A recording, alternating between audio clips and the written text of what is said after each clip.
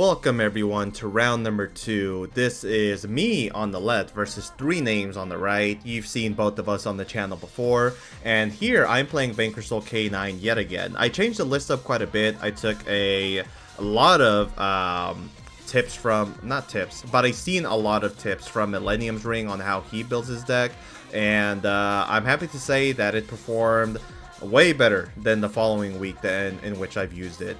So now here, when I normal summon the Mad Love, yeah, I'm going to go ahead and search for the field spell, which grabs me Jiaolong, and then I'm going to go ahead, activate Stake Your Soul, Chain Dimensional Shifter. I am unapologetic about it. Yes, sir. Yes, I am. And here, I'm going to go ahead and now summon the Raisin. Oh my god, Shifter needs to be banned, man. I'm so sorry. 3 names. Anyways, here I add the Caesar off the Raisin. That should signal that I have Holly Sue, right? From here, I go Burger to go ahead and summon itself. And then I'm going to go end phase, set the trap card because I am under Shifter. And like there is absolutely no reason for me to be afraid or need to set anything up. Then I draw for Burger by revealing Dark. And then Raisin adds back to hand off of its, Stake Your Soul's effect. From here, I actually draw another card on his turn. And then from here, yeah, he's going to activate the effect of Adamantipator Analyzer to go ahead and summon itself because I control monster and he does not. From here, I chain Holly Sue, and then on resolution of both of the effects, I'm going to go Holly Sue, reveal a Earth in the Dark to steal his Analyzer.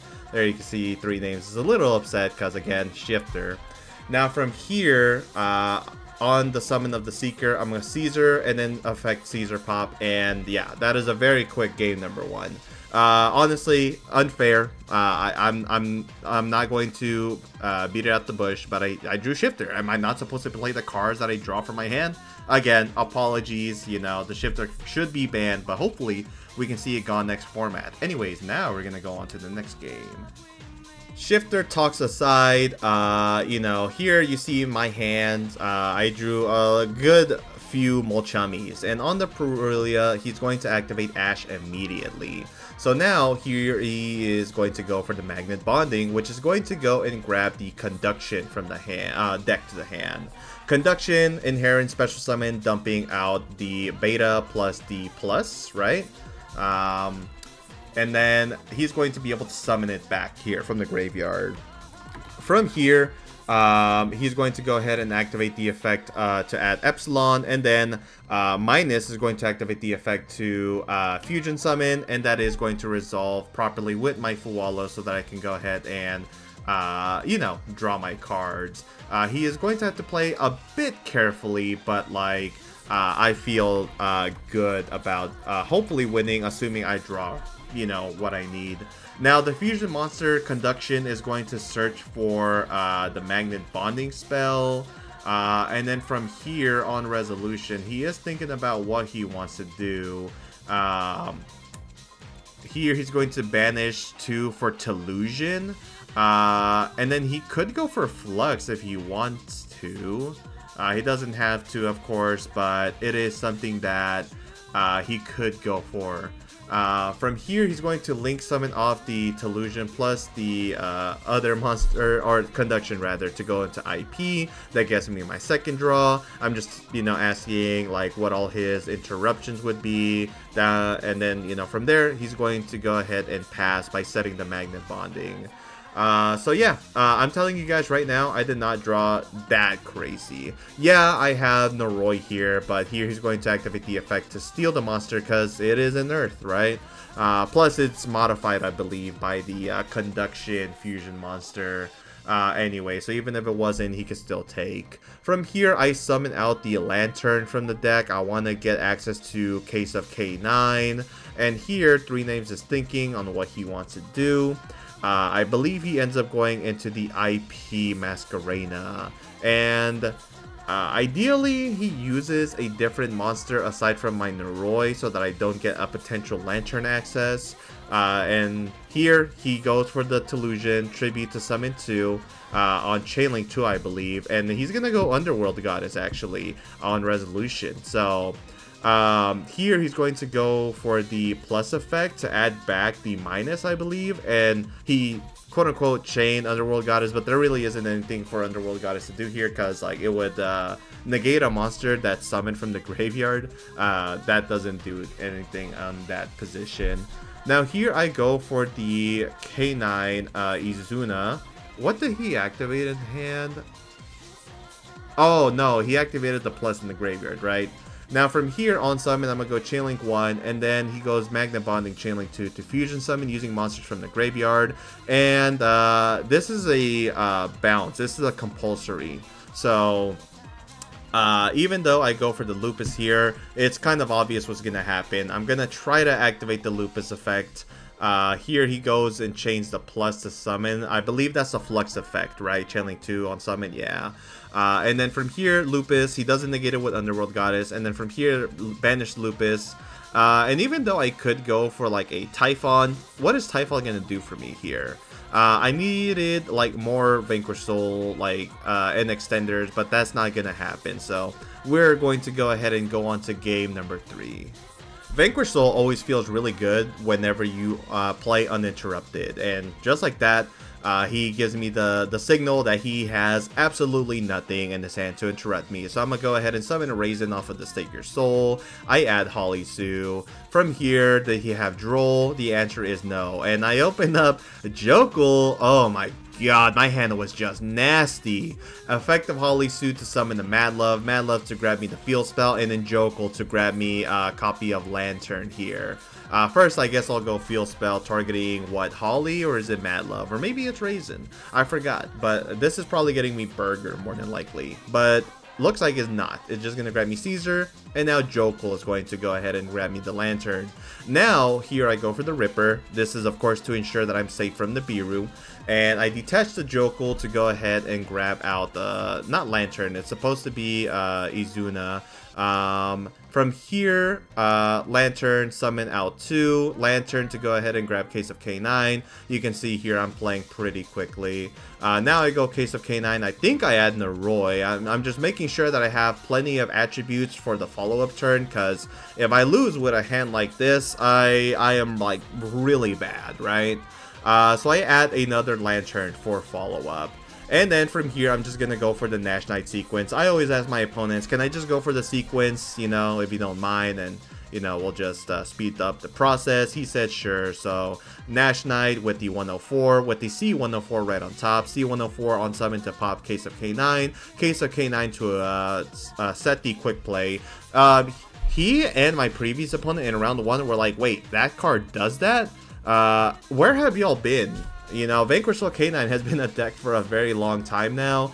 But yeah, Case of K9, if it gets popped, you get to set a quick play from the grave or deck. FYI, for those that might not know. Now from here, there's not really much more that I have to do. So I go Burger, target the Mad Love, I believe, to go ahead and draw, right? And I draw into an Imperm. And I'm thinking I could go end phase and just grab the trap card, but I really do want Rocka the Vanquisher on the field. So I go for the Rock by using the Heavy Burger. Heavy Burger's back in my hand, and then Raisin's gonna return to my hand anyway. So of course I go ahead and go set a card, go to the end phase, and then resolve Stake Your Soul. But I have to think of like what my discards are going to be. So quickly, I'm resolving Raisin, right? And now is going to go and discard 2 because I got 8 cards in hand. So I have to think about what I want to discard, what I want to keep. Obviously keeping all the Vanquish Soul names possible, but I do discard Mad Love because I have an extra one, I believe. Or it's maybe that I wanted to keep Lantern for the follow-up. That's more than likely, but I end up having another Dark, it looks like. So Lantern is going away, and then I pass. So 3 names does have 6 cards in hand, and Magnet Warrior is a deck that can have a lot of, you know, pushes, right? And this time he's not under Shifter, so in theory he should be able to play, right? So here he's going to start Cosmic Cyclone on the Unknown set, and that's going to be Infinite Impermanence. Perhaps though he should have like Cosmic Cyclone the Quick Play instead. But like he, you know, he kind of gets screwed by the field wipe, right? So it's kind of cool. Like if you at least force it out, you don't have to deal with it later, right?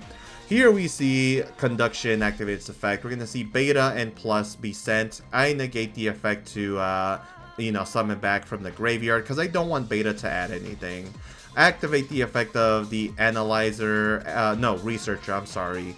Researcher here is going to attempt to summon itself, and it is successful. And now from here I'm thinking, do I, you know, C104 negate it, or should I just pop it?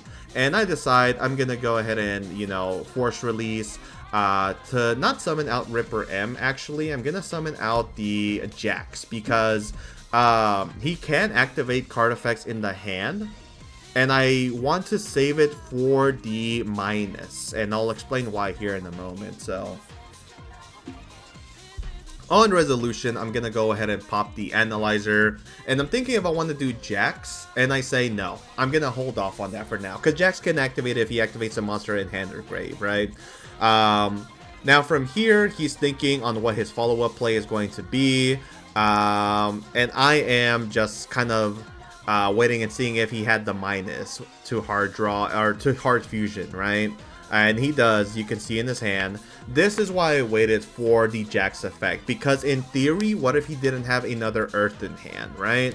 Another, like, you know, Magna Warrior. Or I guess it would have to be a rock monster specifically, but yeah. And so if I activate the Jax to pop the, you know, Conduction, yeah, he can add it back to the hand on resolution in a new chain, but I need him to not be able to fuse, right? So that's why I held the Jax there. Now, it doesn't work in my favor. You'll see here in just a moment why, but it's okay. We live in, we learn, kind of. But I feel like I did the correct play. Maybe not. You guys can let me know in the comment section down below. From here, we're going to see the minus activate its effect. I'm going to chain Jax to go ahead and pop the Conduction. And then I'm going to chain Holly Sue with no response to go ahead and summon it onto the field here. From there, he's going to go ahead and resolve the fusion. Actually, he did have another monster in hand, and that's going to summon out the Conduction. It's going to use the Epsilon, and then Conduction, Chainlink 1 to add a quick play magnet spell or normal or field spell, and then Chainlink 2 Conduction to go ahead and you know, add it back to the hand, right? It's a mandatory effect, so technically I should have been able to 104 the effect of Conduction, and I completely missed that because I decided not to read cards. A mandatory effect had to go first in the chain, so his Magna Warrior Conduction should have been Chainlink 1, but it's okay. I don't mind. So first, I'm gonna go Holly Sue Steel here in Chainlink 3 to take the fusion monster. Now he gets to resolve bonding, and then I'm gonna go Burger, target the Holly Sue because I don't want to lose the Holly Sue for any like rhyme or reason. And again, I still have Magna Warrior, I still have, you know, Caesar Pop, like I still have a lot to play with. I have in theory Izuna if he outs the board. I got a lot of follow-ups still and a lot of plays to still make, so I'm pretty confident here. Here he changed Magnet Bonding, so I'm like, yeah, I mean, I think that's fine. If he summons Flux, I can negate it with C104, rip a card, deal some damage. And I'm just asking specifically like which effect is he going to do, and it's going to be to fusion summon. So he's going to use the Conduction plus the Epsilon, which is going to shuffle it back, I believe. Yeah, and that's going to summon the Flux. Here I have Burger, right?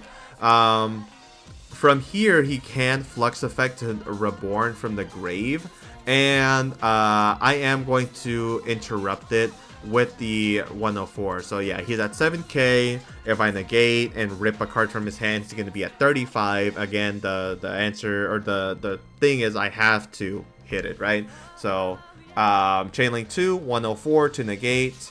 Here, he's like, oh, if it sends it to the graveyard, I'm pretty sure what he would have added if I didn't have the next card is Telusion, because Telusion can summon itself from the graveyard, right, by banishing a Sigma plus and minus. So on that, I'm just explaining how it works. He changed Magnet Bonding to go ahead and search for that card because it would allow him to play further. And I'm thinking, I'm like, yeah, I don't want him to have the Telusion, so I'm going to go ahead and negate it with one of the cards that I have in hand, the cherry on top, which is the Ash Blossom. And just like that, I end up winning round number 2. So at this point, I am currently undefeated, and I just put 3 names into the X1 bracket.